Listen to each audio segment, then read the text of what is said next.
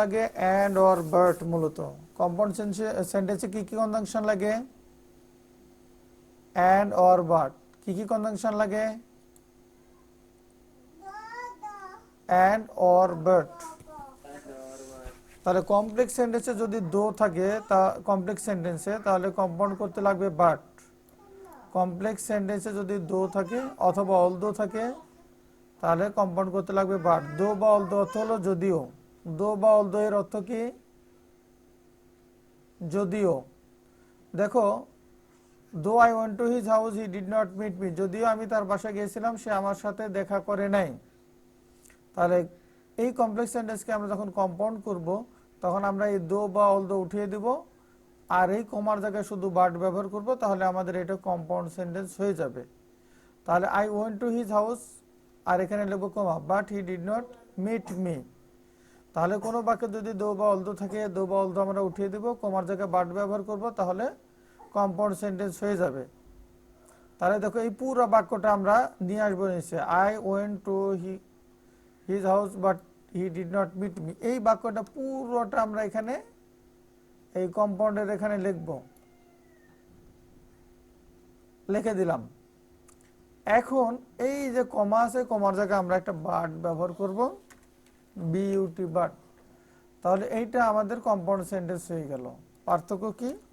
Complex আর কম্পাউন্ডের মধ্যে শুধু কনজাংশনের change, অর্থাৎ এই দো বা অল দো বাদ গিয়েছে, আর কমার জায়গায় আমরা বাট ব্যবহার করছি, এই তো। তাহলে যে দো বা অল দো ব্যবহার করা আছে এই বাক্য, দেখো, হি ইজ নট সিক, সে অসুস্থ নয়। যদিও সে অসুস্থ নয়, দো হি ইজ নট সিক, যদিও সে অসুস্থ নয়, হি ফিলস উইক, সে দুর্বল অনুভব করে। তাহলে এইটার কম্পাউন্ড করলে কি হবে? আমাদের এইটুকু নিতে হবে, এই তো, দো অল দো বাদ দিয়ে, আর এই কমার জায়গায় বাট ব্যবহার করতে হবে। তাহলে কি আনসার হবে বলেন দেখি একজন? He is not sick, but he feels weak. He is not sick but he feels weak. Good. অর্থাৎ এইটুকুর মধ্যে শুধু আমরা কমার জায়গায় বাট ব্যবহার করব, দো অল দো বাদ যাবে। তাহলে আমাদের এই পুরোটুকু অংশটুকু দো অল দো বাদ দিয়ে শুধু এখানে লিখতে হবে, আর কিচ্ছু না। তাহলে আমরা এইটুকু লিখে এখানে নিয়ে আসতেছি, দেখো, নিয়ে আসলাম। এখন এই এজটাকে শুধু বড় করে দিলাম।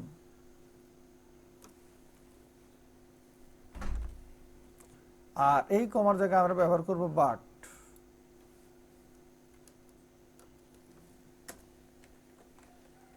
But he feels weak. আমার মনে হয় আর কি উদাহরণ দিয়ে বোঝানোর দরকার আছে না? বাকিরা সবাই পারবে, দুর্বল সবল সবারই পারার কথা। আচ্ছা, আমি আর একটা উদাহরণ দিয়ে পরবর্তী রুলে যাব, যাতে আমি সবগুলো রুল এখন একটু আলোচনা করে দিয়ে আবার এক্সারসাইজে হয়তো বা যেতে পারি। এরকম একটা চেষ্টা আমরা ইনশাল্লাহ করব। তাহলে এখানে দেখো আর একটা কমপ্লেক্স সেন্টেন্স। এখানে কি লেখা আছে? Although we warned him about the destructive effects of drug, যদিও আমরা তাকে ঔষধের অর্থাৎ ড্রাগের ধ্বংসাত্মক বিষয় সম্পর্কে সতর্ক করেছিলাম, he did not abstain from taking drug, সে এই ওষুধ সেবন থেকে বিরত ছিল না।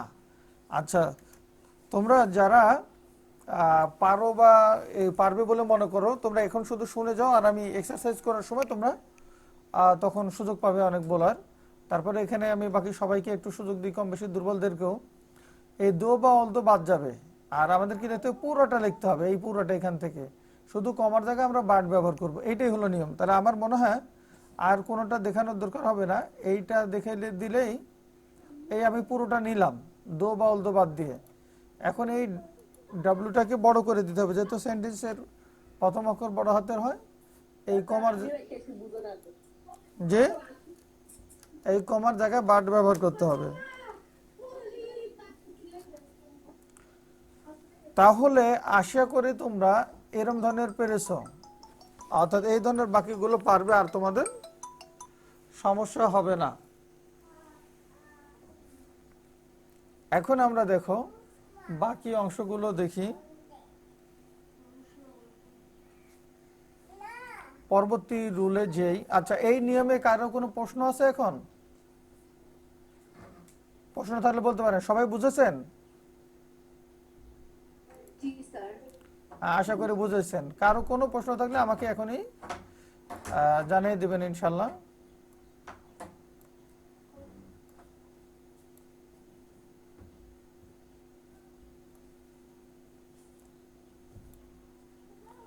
ঠিক আছে, পরের রুলটা আমরা তাহলে দেখি। দো অলদো রুল দেখলাম।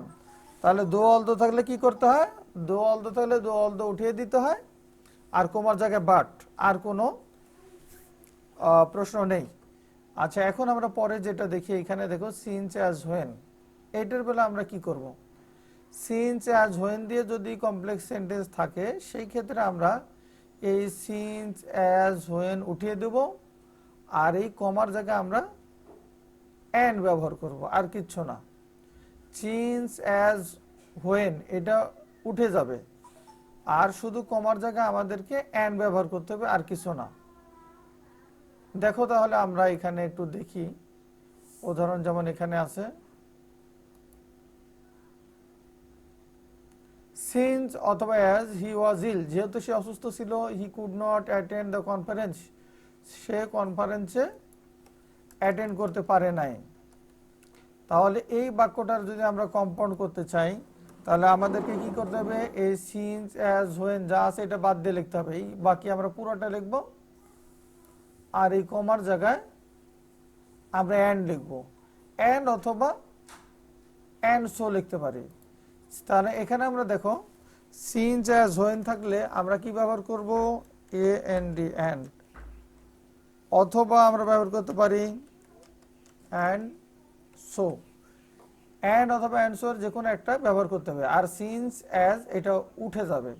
তাহলে সিন্স অ্যাজ উঠিয়ে দিয়ে আমরা যদি এইটুকু নিই, তাহলে হলো কি হি ওয়াজ ইল, পুরো বাক্যের অর্থ কি ছিল? As he was ill he could not attend the conference, যেহেতু সে অসুস্থ ছিল সে কনফারেন্সে উপস্থিত হতে পারেনি। তা এখন আমাদের কম্পাউন্ডে হবে কি? হি ওয়াজ ইল, সে অসুস্থ ছিল, আর এখানে লিখবো and he could not attend the conference, এবং সে কনফারেন্সে উপস্থিত হতে পারে নাই। তাহলে এই বাক্যটাই পুরোটা আমরা কপি করে নিয়ে এসে এখানে দেখো বসিয়ে দিলাম। এই এইচ কে বড় হাতের করে দিব, আর এই কমার জায়গায় আমরা শুধু অ্যান্ড ব্যবহার করব, আর কিছু না, কমা উঠিয়ে।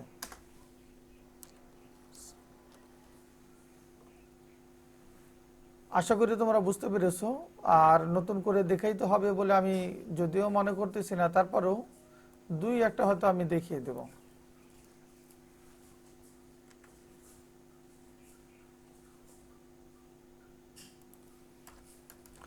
এইখানে দেখো when I woke up he went away, যখন আমি জাগ্রত হলাম, এখানে হোয়েন দিয়ে বাক্য আছে, সে চলে গেল। তাহলে কি আমাকে এই সিন্স অ্যাজ হোয়েন যেটাই থাকুক বাদ দিতে হবে, অর্থাৎ এটা বাদ দিব, আর এই কমা যে আছে এই কমার জায়গায় আমি অ্যান্ড ব্যবহার করব, তাহলে আমাদের কম্পাউন্ড হয়ে যাবে। কারো বুঝতে সমস্যা থাকলে বলো।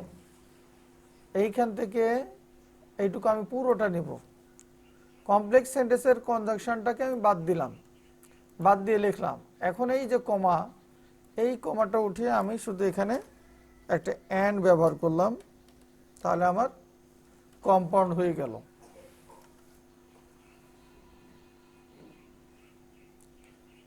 ফরিদিরে একটু আমি জিজ্ঞাসা করি, কারণ সে অনেক কষ্ট করে ক্লাসে জয়েন করছে। বাকিরা স্ক্রিন দেখতে পাচ্ছে তো ইনশাল্লাহ? কি বলো? আচ্ছা আচ্ছা, ঠিক আছে, গুড। তাহলে এই যে সেন্টেন্স আছে, সিন্স হি স্টাডিড হার্ড, যেহেতু সে কঠোর পড়াশোনা করেছিল, he cut a good figure in the examination, সে পরীক্ষায় ভালো ফলাফল করেছিল। তাহলে এইটার কম্পাউন্ড করতে হলে কি করতে হবে? সিন্স বা অ্যাজ এটুকু বাদ দিতে হবে, আর কমা উঠে অ্যান্ড ব্যবহার করতে হবে। তাহলে আনসারটা কি হবে বলেন দেখি?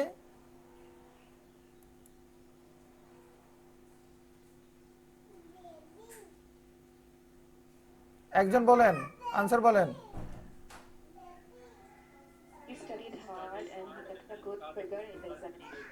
Good, Mishila friend.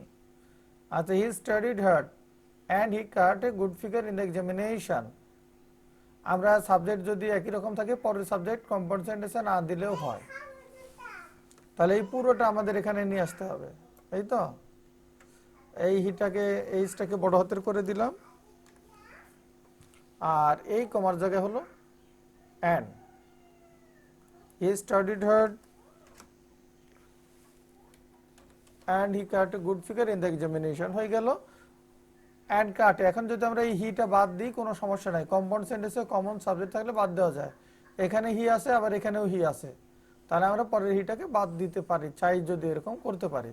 আচ্ছা, এখানে আরেকটা কথা আছে, দেখো, যদি বাক্যে as soon as থাকে তাহলে আমরা and at once ব্যবহার করব। আমরা এতক্ষণ তো ব্যবহার করলাম, কিন্তু যদি as soon as থাকে বাক্যে তাহলে তখন আমরা কিভাবে করব এটা আর কি।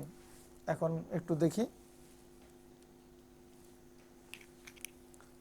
তাহলে এইখানে দেখো as soon as the electricity went out, যেই মাত্র বিদ্যুৎ চলে গেল, the thief entered the house, চোর বাসায় প্রবেশ করলো। তোমরা একটু করে মনে রাখবা, একদম সহজ। তাহলে as soon as থাকলে এই as soon as আমাদের বাদ দিতে হবে, আর এই কমার জায়গায় লিখবো আমরা at once, and at once, আর কিচ্ছু না। তাহলে as soon as the electricity went out, যে মাত্র চোরটি বিদ্যুৎ চলে গেল, the thief entered the house, তাহলে আমরা এখন as soon as এইটুকু হলো কমপ্লেক্স সেন্টেন্স এন্ড কনজাংশন, তাহলে এইটুকু বাদ দেব, আর আমরা লিখবো as soon as বাদ দিয়ে যেটুকু আছে এইটুকু, তাহলে এইটুকু বাদ দিলে হলো যেটা আছে, আমি এইটা এখানে লিখলাম, এই টিটা বড় হাতের করে দিব,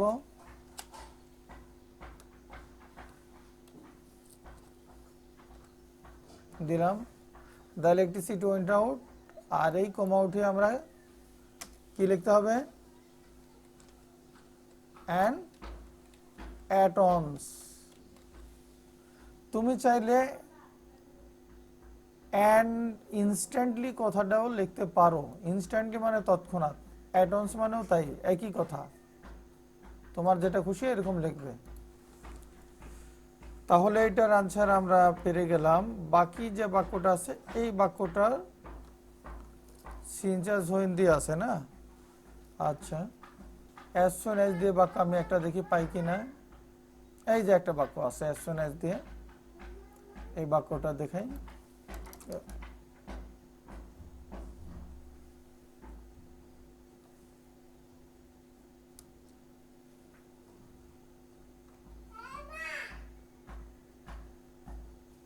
তাহলে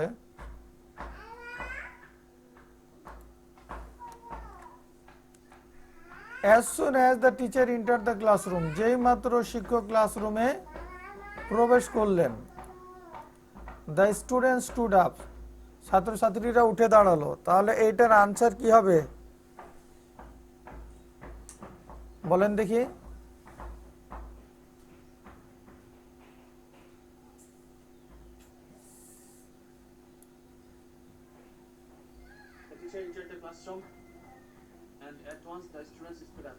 গুড, থ্যাংক ইউ রাহাত। তাহলে এই পুরোটা আমাদের লিখতে হবে as soon as বাদ দিয়ে। তাহলে এইটা আমরা as soon as বাদ দিয়ে এইটুকু আগে নিয়ে নিই, এইটুকু আমরা এখানে নিচে নিব, নিলাম। এখন এইটিরটাকে বড় হাতের করে দিতে হবে, the the teacher enter the classroom, আর এই কমা উঠে কি করতে হবে and at once, এই যে আমরা এই কথাটা ব্যবহার করলাম and at once, তাহলে আমাদের কমপ্লেক্স সেন্টেন্স হয়ে গেল। তাহলে আমরা মোটামুটি তিনটা নিয়ম শিখলাম। একটা নিয়ম শিখলাম বাদ দিয়ে, একটা and দিয়ে, এবং একটা and at once। তাহলে দো বা অলদো থাকলে বাদ দিয়ে করব, আর যদি আমাদের সিন্স অ্যাজ হোয়েন থাকে তাহলে শুধু সিন্স অ্যাজ হোয়েন বাদ দিয়ে শুধু and, আর যদি আমাদের থাকে as soon as তাহলে as soon as উঠিয়ে দেব এবং কমার জায়গায় and at once লিখব। তিনটা রুল আমরা অলরেডি শিখে ফেলেছি। আচ্ছা, এখন আমি পরের রুলটা দেখাবো।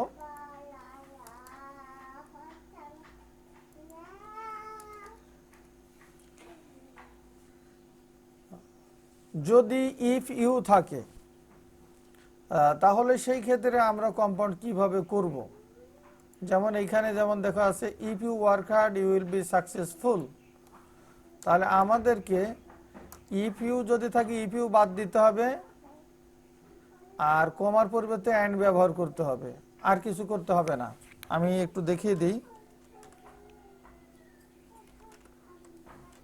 এটা হলো আমাদের কমপ্লেক্স বাক্য। আমরা যদি একে কম্পাউন্ড করতে চাই তাহলে উপরের নিয়মটা ফলো করব। দেখো, যদি ইফ ইউ থাকে তাহলে কম্পাউন্ড করার সময় ইফ ইউ বাদ দিতে হবে, এই ইফ ইউ বাদ দিতে হবে, আর কমা সমান সমান অ্যান্ড, অর্থাৎ এই কমার জায়গায় আমাদেরকে অ্যান্ড ব্যবহার করতে পারে কিচ্ছুই না। তাহলে if you work hard you will be successful. তাহলে এটার আনসার কি হবে?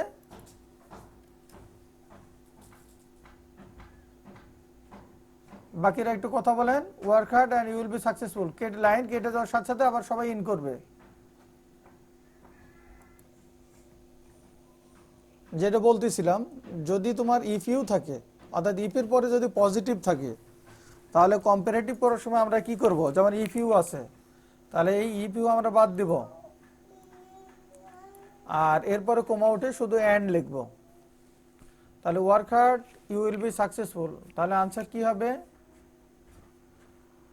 এই কমার জায়গায় লিখতে হবে অ্যান্ড শুধু। আয়েশা আক্তার নিশি বলেন দেখি, work hard and you will be successful, এটার কম্পাউন্ড তাহলে কি হবে? Work hard and you will be successful. Good. Work hard and you will be successful. Work hard and you will be successful. আচ্ছা, তাহলে sir negative বাক্য দিয়ে একটা example দেন তো। জি দিব। ওয়েট অ্যান্ড সি, অবশ্যই দেব।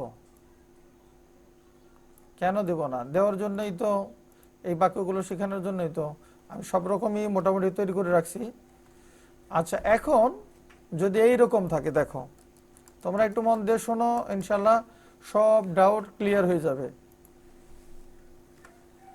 কম্পাউন্ড দেখো, if you do you will die. তাহলে ইফ ইউ যদি থাকে ইফ ইউ বাদ দিতে হবে, কমা উঠে অ্যান্ড ব্যবহার করতে হবে। তাহলে এটার আনসার কি হবে? এটা রাইসা বলেন দেখি।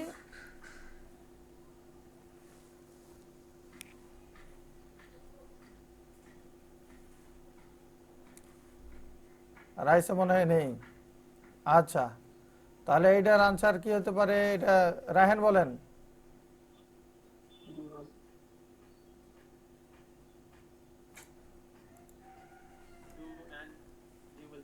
Do and you will die, করো এবং তুমি মারা যাবে, অর্থাৎ করলেই মারা যাবে। তাহলে ইফ ইউ আছে, তাহলে আমরা এখন কি ডু লিখব, ডু, আর ওই কমার জায়গায় লিখবো and you will die. Abid আছে? আবিদ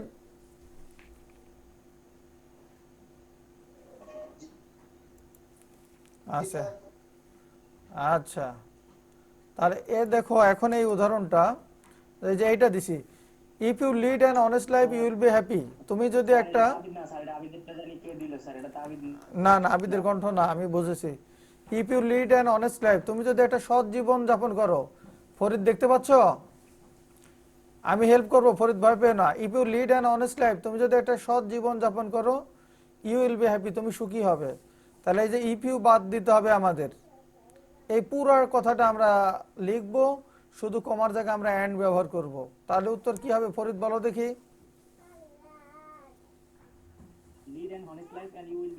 গুড, এই তো হয়ে গেল। কে বলে ফরিদ পারে না?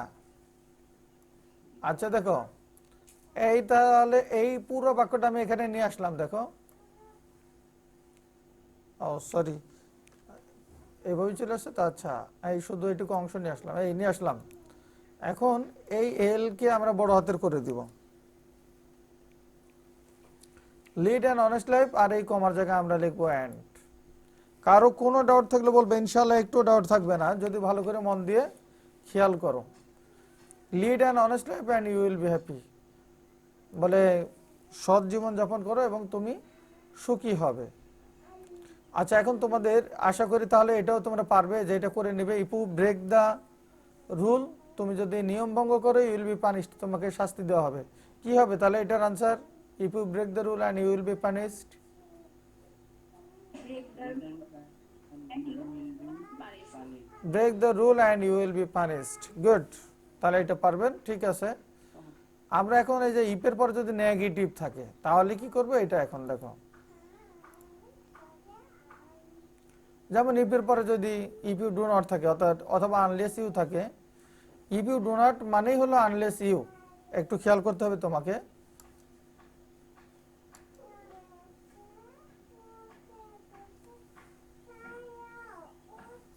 তাহলে ইফ ইউ ডু নট অথবা আনলেস ইউ একই কথা। যদি ইফ ইউ ডু নট থাকে তাহলে ডু নট পর্যন্ত বাদ দিবে, আর আনলেস থাকলে আনলেস ইউ থাকলে আনলেস ইউ বাদ দিবে। আবার বলি, যদি এরকম থাকে ইফ ইউ ডু নট থাকে অথবা আনলেস ইউ থাকে, আমি দুটো দিয়েই বাক্য দেখিয়ে দিচ্ছি, তোমাদের কোনো চিন্তার কারণ নেই।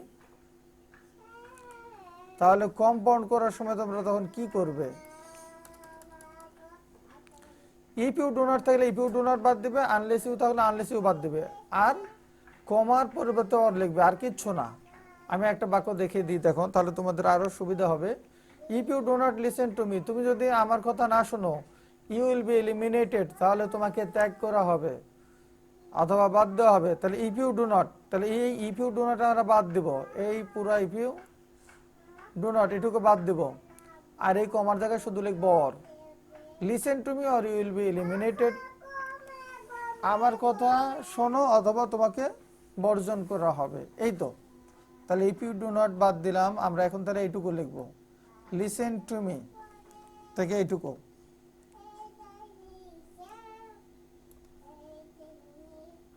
লিখলাম, এলটাকে বড় হাতের করে দিই,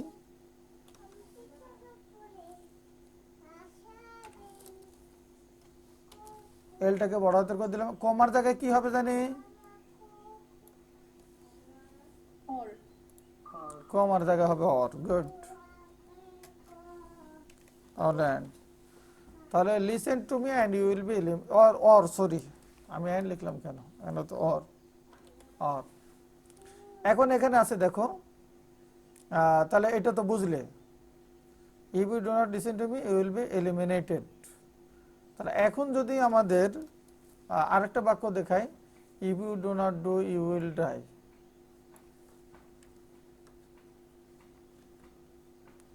মনে করে এখানে আরেকটা বাক্য দেওয়া আছে এইরূপ,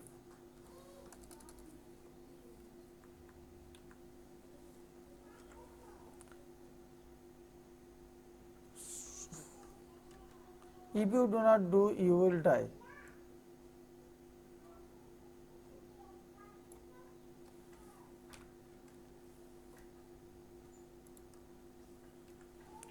তাহলে if you do not do you will die, এটার আনসার কি হবে? কি করতে হবে আমাদেরকে? কি বাদ দিতে হবে? do or you will die.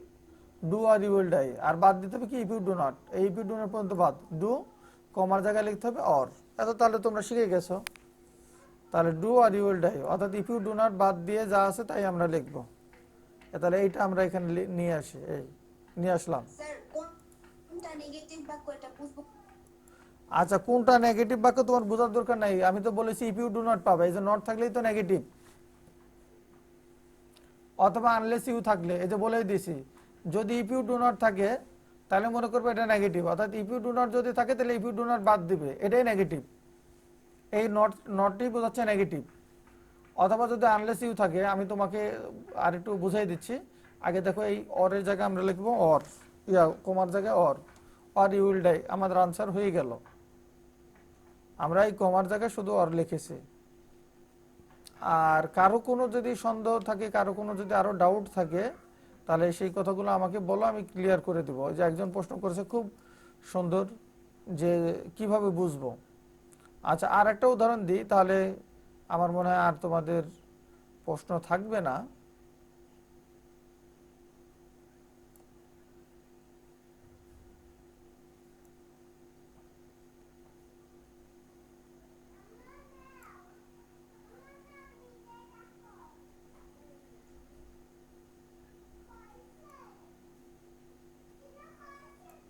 এই আরেকটা বাক্য দিলাম। এইটার উত্তর তোমরা নিজেরা বলবে, আশা করি পারবে 100-এ 100। If you do not study regularly you will not make a good result. তুমি যদি রেগুলারলি পড়াশোনা না করো নিয়মিত, তাহলে তুমি ভালো রেজাল্ট করবে না। হ্যাঁ বলো। Study regularly or you will not make a good result in the exam. Good. তাহলে আমরা ইফ ইউ ডু নট বাদ দিব, study regularly or you will not make a good result in the exam. এইটা আমাদের কি করতে হবে, নিচে নিয়ে আসতে হবে। এই তো এইখানে, সরি, হ্যাঁ এসটাকে বড় হাতের করে দিব। এই তো, তাহলে স্টাডি রেগুলারলি, আর এই কমার জায়গায় আমাদের লিখতে হবে অর। এই আর কিছু না, উপরে বাক্য নিয়ে এসি শুধু ইফ ইউ ডু নট বাদ দিয়ে এখানে আমরা লিখে দেব অর, হয়ে গেল। এখন দেখো, এখন বলেছিলাম যদি আনলেস ইউ থাকে তোমার কোনো টেনশন নাই বা চিন্তা নাই। ইফ ইউ ডু নট না থাকে যদি, আনলেস, আনলেস মানেই হলো যদি না, তার মানে এর মধ্যে নেগেটিভ আছে। আনলেস শব্দের অর্থ কি, এই যে আনলেস, আনলেস শব্দের অর্থ কি, যদি না। আনলেস শব্দের অর্থ হলো যদি না। তাহলে এইটা যদি আমরা কম্পাউন্ড করতে চাই তাহলে কি হবে, বলছে যে আনলেস ইউ বাদ দিতে হবে, আর এই কমার জায়গায় অর লিখতে হবে। আনলেস ইউ মানে if you do not, unless you মানে কি, ইফ ইউ ডু নট। তাহলে unless you listen to me you will be eliminated. তুমি যদি আমার কথা না শোনো তাহলে তোমাকে বাদ দেওয়া হবে। তাহলে আমরা কি লিখবো, লিসেন টু মি, এইটুকু লিখবো আর কমার জায়গায় লিখবো অর। তাহলে আমাদের এই যে এইটুকু আমি পুরো জাস্ট কপি করে নিয়ে এসে এখানে বসিয়ে দিচ্ছি। এই যে বসিয়ে দিলাম, এই এলটাকে কেটে আমরা বড় হাতের করে দিলাম, কমার জায়গায় অর। যদি কারো কোনো সমস্যা থাকে আমারে জানান। Listen to me or you will be eliminated. আমার কথা শোনো অথবা তোমাকে বর্জন করা হবে বা বাদ দেওয়া হবে। এখন তাহলে এই যে তোমার এইখানে যে একটা বাক্য আছে, unless you do you will die, তুমি যদি না করো তুমি মারা যাবে। তাহলে এইটার কম্পাউন্ড কি হবে তোমরা বলো দেখি। Do or you will die. Do or you will die, unless ইউটা বাদ যাবে। গুড, আনলেস ইউটা বাদ যাবে। তাহলে আমরা কি করব, এই ডু আর কমার জায়গায় লিখব অর, এখান থেকে নিব, অর্থাৎ এইটুকু আমরা নেব। তো এইটুকু নিয়ে এখানে বসিয়ে দেবো, শুধু জাস্ট এই বসিয়ে দিলাম। এই দিকটাকে আমরা বড় করে দেব, আর এই কমার জায়গায় কি লিখবো, কি লিখবো কমার জায়গায় অর। তাহলে আমাদের আনসার হয়ে গেল। আচ্ছা, বুঝতে কারো কোনো সমস্যা হচ্ছে বা লেখা দেখতে বা বুঝতে এরকম বলো দেখি।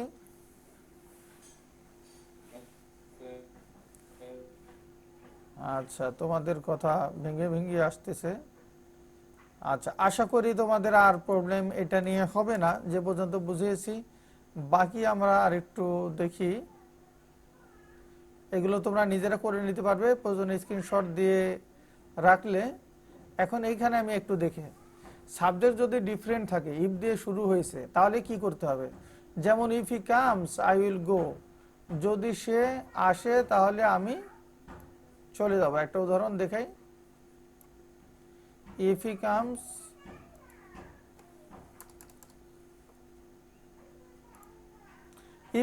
আই উইল গো। তাহলে এইটার যদি কম্পাউন্ড করতে হয়, আমরা এই ইফের জায়গায় লেট লিখবো, আর লেটের পরে কিন্তু অবজেক্টিভ কেস হয়। দেখো আমি তোমাদেরকে দেখিয়ে দিচ্ছি। এই ইফের পরিবর্তে আমি লিখলাম লেট, এই লেটটা লিখলাম। লেট লেখার সাথে সাথে এখানে যে হি আছে, এই হিটা হিম হয়ে যাবে, তাহলে হবে লেট হিম। আর কামস আছে, কামস না হবে কাম, লেট হিম কাম, তাকে আসতে দাও। আর ওই কমার জায়গায় আমরা লিখবো অ্যান্ড আই উইল গো, আমাদের হয়ে গেল let him come and I will গো।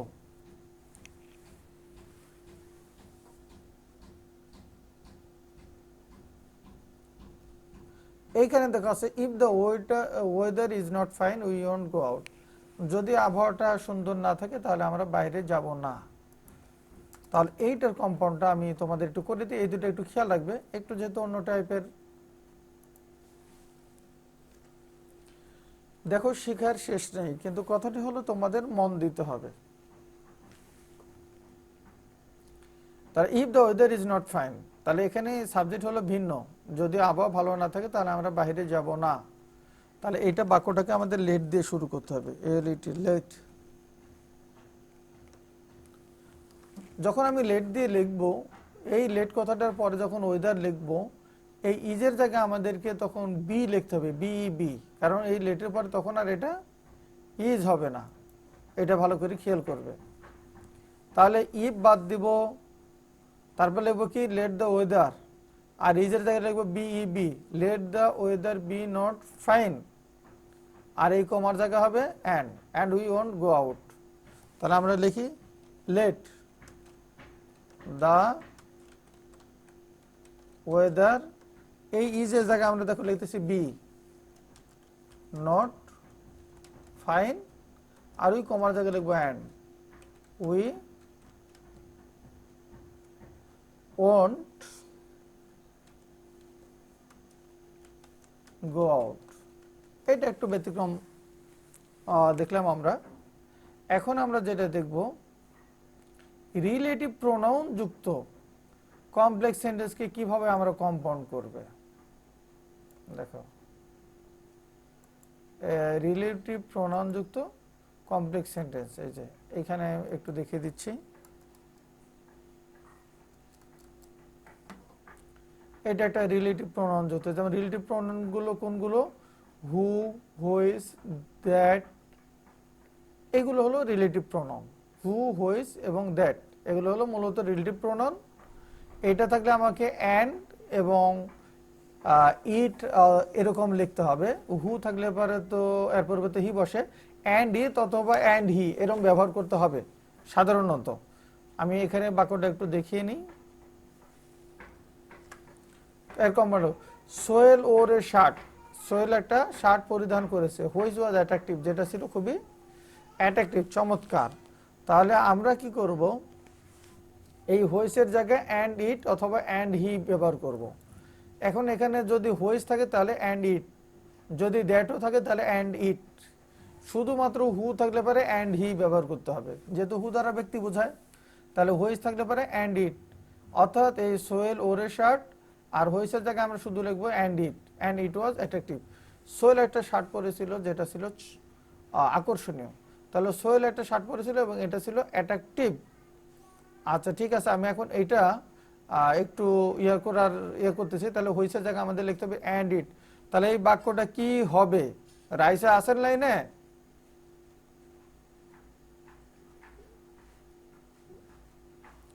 নেই?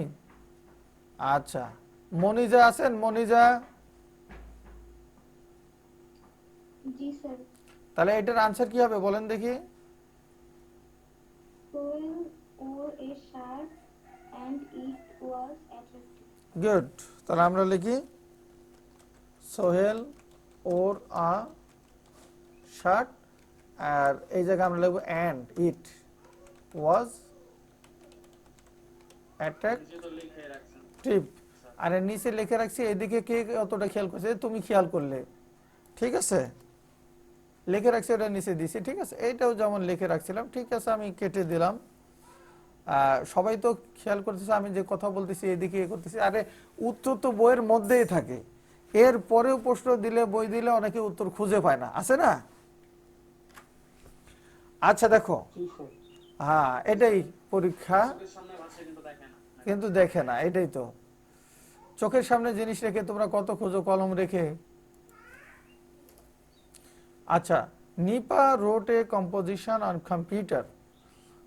নিপা হলো একটা কম্পোজিশন রচনা লিখেছিল কম্পিউটারের উপরে, হুইচ ওয়াজ ইনফরমেটিভ, যেটা ছিল তথ্যমূলক। তাহলে আমাদের হুইচ বাদ দিয়ে লিখতে হয় অ্যান্ড ইট, তো তাহলে এটার আনসার কি হবে?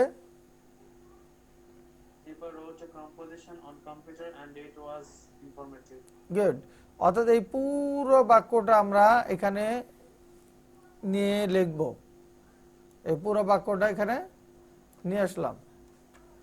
আর শুধু এই হয়েছে জায়গায় আমরা লিখবো অ্যান্ড ইট, এই তো একদম সহজ। বিশ্বাস না হলে দু একটা করলেই দেখতে পাবো। অ্যান্ড ইট, আমরা হুইসের জায়গায় লিখলাম শুধু অ্যান্ড ইট, একদম সহজ।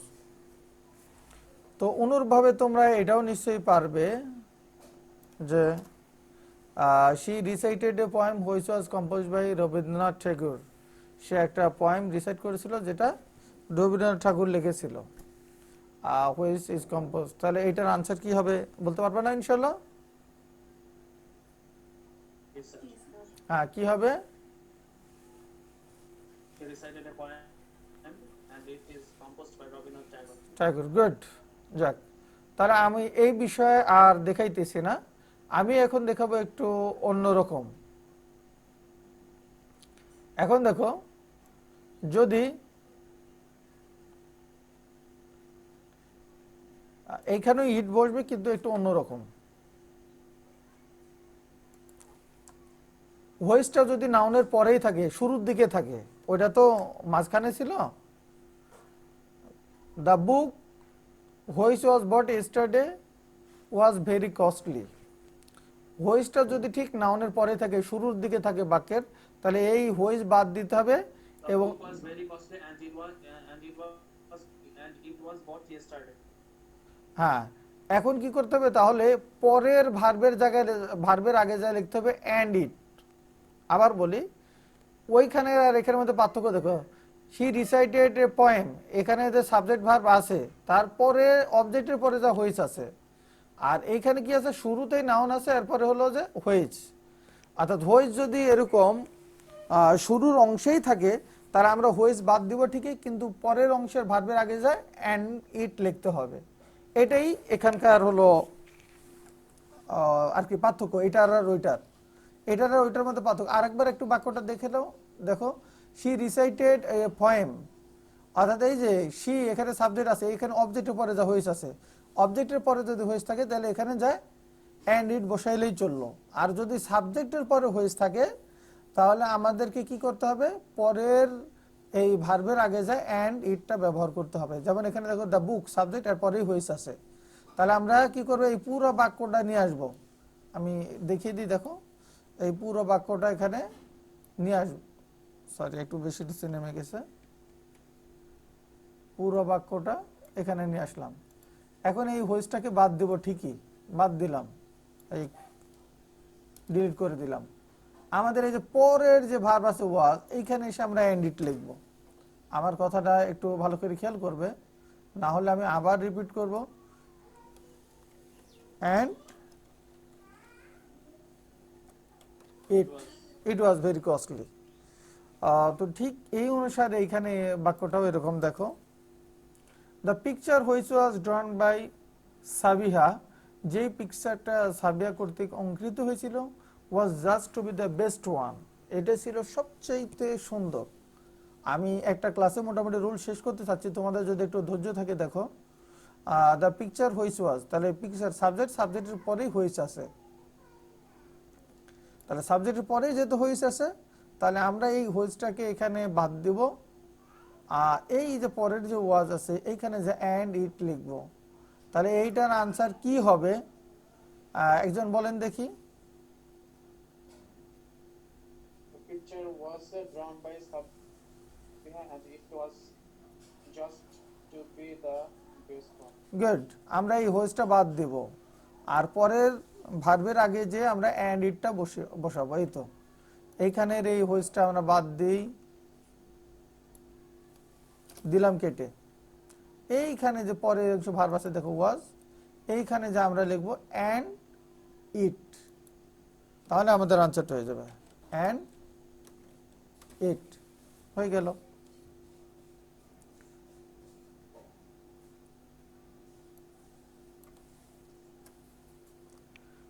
আচ্ছা, এই আনসারটা তোমরা আমাকে একটু বলবে এটার।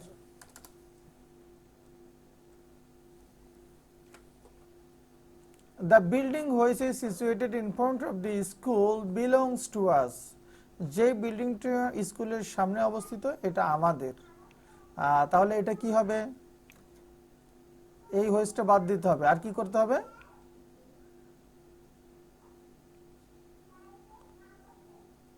বলেন বলেন।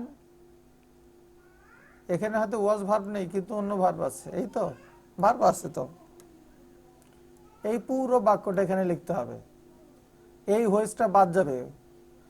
আর এই যে বিলং হলো ভার্ব, এখানে যা এন্ড ইট বসাইতে হবে, আর কিচ্ছু না। তাহলে আমাদের কি করতে হবে?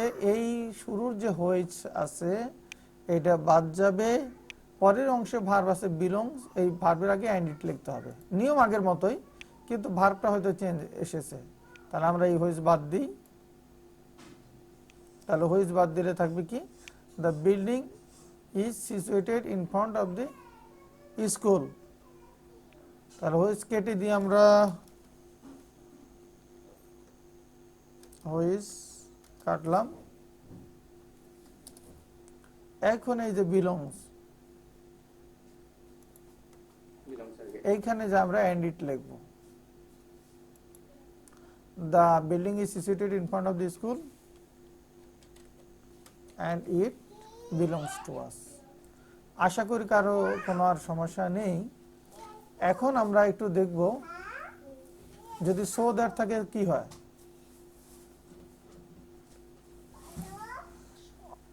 একটু দেখিয়ে দিই, দেখো তো এই দুই বাক্যের মধ্যে কি তোমরা ইয়ে পাচ্ছ।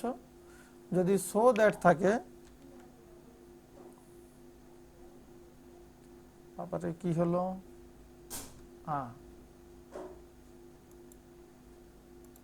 একটু দেখাই। যদি সো দ্যাট থাকে তাহলে আমাদের সো এর জায়গায় লিখতে হবে very, the man is very weak, আর এই দ্যাট এর জায়গায় লিখতে হবে অ্যান্ড। আবার বলি, তাহলে এখানে আমি একটু লিখেও দিতে পারি। তো এই সোর জায়গায় লিখতে হবে কি? Very, VERY, very. আর ওই দ্যাট এর জায়গায় যা লিখতে হবে অ্যান্ড, আর কিচ্ছু না। তাহলে এইখানে এই কম্পাউন্ড আমি দেখিয়ে, দেখো কোরাই আছে, শুধু আমি একটু দেখিয়ে দিই। এখানে দা ম্যান লিখছি, তারপরে এই ইজ লিখেছি। এই সোর জায়গায় দেখো এখানে লিখেছি ভেরি উইক, আর এই দ্যাটের জায়গায় যে আমরা শুধু লিখেছি অ্যান্ড, আর কিচ্ছু না। অর্থাৎ এই সো এর জায়গায় কি লিখতে হবে বলো? নো, সোর জায়গায় লিখতে হবে ভেরি। এই সোর জায়গায় কি লিখতে হবে? আর দ্যাটের জায়গায় কি লিখতে হবে? দ্যাটের জায়গায় অ্যান্ড। সোর জায়গায় ভেরি, আর দ্যাটের জায়গায় কি লিখতে হবে? অ্যান্ড। সোর জায়গায় কি লিখতে হবে? ভেরি। সো এর জায়গায় কি লিখতে হবে? আর দ্যাটের জায়গায় অ্যান্ড। সো এর জায়গায় ভেরি, দ্যাটের জায়গায় অ্যান্ড। আচ্ছা দেখো, তাহলে আমি অর্থাৎ বাক্যটা লিখে দেখলে তাহলে তোমরা আর একটু বুঝবে। যেহেতু প্যাচ লাগিয়ে ফেলতেছো, প্যাচ লাগানোর কিচ্ছু নেই এখানে। এই যে বাক্যটা আছে না, আচ্ছা এটা নিচে নামিয়ে দিই। এই দেখো, এইটা হলো আমার কমপ্লেক্স সেন্টেন্স। আচ্ছা, এই কমপ্লেক্স সেন্টেন্সটাকে আমি জাস্ট নিচে এই কপি করে এনে বসাইলাম। এখন এর সোর জায়গায় আমরা লিখবো হলো ভেরি। স্যার ভেরির জায়গায় সোর জায়গায় ভেরি বসাবো, দ্যাটের জায়গায় অ্যান্ড বসাবো, আর ইউ খাই দিচ্ছি, এটা সাবজেক্ট। এই ভেরি, তাহলে the man is very weak, আর এই দ্যাটের জায়গায় কি লিখবো? অ্যান্ড।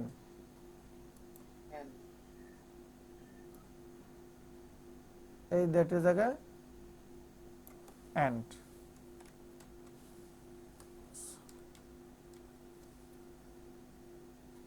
তাহলে আমাদের হয়ে গেল। সোর জায়গায় লিখেছি ভেরি, দ্যাটের জায়গায় অ্যান্ড। বুঝা গেছে? কারো বুঝতে সমস্যা আছে? সমস্যা আছে না? আচ্ছা, অনেক সমস্যা। ঠিক আছে, এই যে এইটা কি হবে? Nipa is so fat that she can not walk easily and comfortably. Nipa এত মোটা যে সে কমফোর্টেবলি হাঁটতে পারে না, সহজে হাঁটতে পারে না, সহজে এবং কমফোর্টেবলি হাঁটতে পারে না। তাহলে এটা কি হবে এই আনসারটা? Nipa is very fat and she cannot walk easily and comfortably. জি, নিপা ইজ ভেরি ফ্যাট, সোর জায়গায় হবে ভেরি, আর দ্যাট ইজ এগুলো এন্ড। Good, thank you. তাহলে তোমরা বুঝেছো আশা করি। এরকম হলো কেন? আচ্ছা, আমাকে এখানে কম্পাউন্ড কথাটা লিখতে হবে, তো রাখো।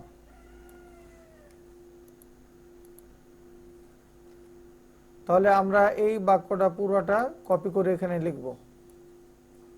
আশা করি বাকিগুলো করে নিতে পারবে। তাহলে বসালাম, এই সোর জায়গায় কি লিখতে হবে আমাদেরকে? তাহলে VERY, very. Nipa is very good. And that এর জায়গায় কি লিখতে হবে? এই দ্যাট এর জায়গায় আমরা এন্ড লিখবো, আর কিছু পরিবর্তন নেই। তাহলে আমাদের এটা কম্পাউন্ড হয়ে যাবে। এন্ড তাহলে এই উদাহরণগুলো এখন তোমরা করে আমার কমেন্ট বক্সে পাঠিয়ে দিতে পারো। আচ্ছা, এই উদাহরণগুলো এই কয়টা যেটা আমি এই যে করে দিলাম, এইগুলো তোমরা করে কমেন্ট বক্সে পাঠাবে। আচ্ছা, সো দ্যাট পাঠাবে ইউটিউবের হলো যে কমেন্ট বক্সে। এইখানে এখন দেখো সো দ্যাট থাকলে কি হবে? ওইটা কিন্তু সো ডট ডট দ্যাট ছিল, আর এখানে সো দ্যাট একসাথে। ওই সো ডট ডট দ্যাটের অর্থ কি? এত যে। আর এই সো দ্যাট এর অর্থ হলো যাহাতে। আচ্ছা দেখো, আমাদের ক্লাস যদিও লম্বা সময় হয়ে আছে, এখন তোমরা একটু এইটা হলে মোটামুটি আমাদের শেষই, তাই না? মোটামুটি শেষ রোল। এখন দেখো, সো দ্যাট থাকলে অ্যান্ড সো একসাথে যদি থাকে, we walked swiftly so that we could catch the train. তাহলে এইখানে আছে সো উই ওয়াকড সুইফটলি, এই সো দ্যাট এর জায়গায় আমাদের লিখতে হবে অ্যান্ড সো, যেহেতু সো দ্যাট একসাথে আছে। এই সো দ্যাট অর্থ হলো যাহাতে। আমরা উই ওয়াকড সুইফটলি, আমরা দ্রুত হেঁটেছিলাম, so that we could catch the train. তাহলে এখানে আমাদেরকে লিখতে হবে কম্পাউন্ড। আচ্ছা, কম্পাউন্ড কথাটা আমি একটু কপি করে নিয়ে আসি। দেখো, আমরা শেষের দিকে চলে এসেছি আমাদের। তাহলে আমরা কি লিখবো? দেখো, যা আছে তাই, উই ওয়াকড সুইফটলি, এই কথাটা আমরা এখানে নিয়ে আসবো। এই কথাটা ডাইরেক্ট নিয়ে আসলাম। শুধু এই সো দ্যাটের জায়গায় কি লিখবো? কি লিখবো? And so. তো দেখো, and so we walked swiftly and so we could catch the train. তার এইটার উত্তর তোমরা বলবে। We should eat A balanced diet so that we can be healthy. তাহলে কি হবে?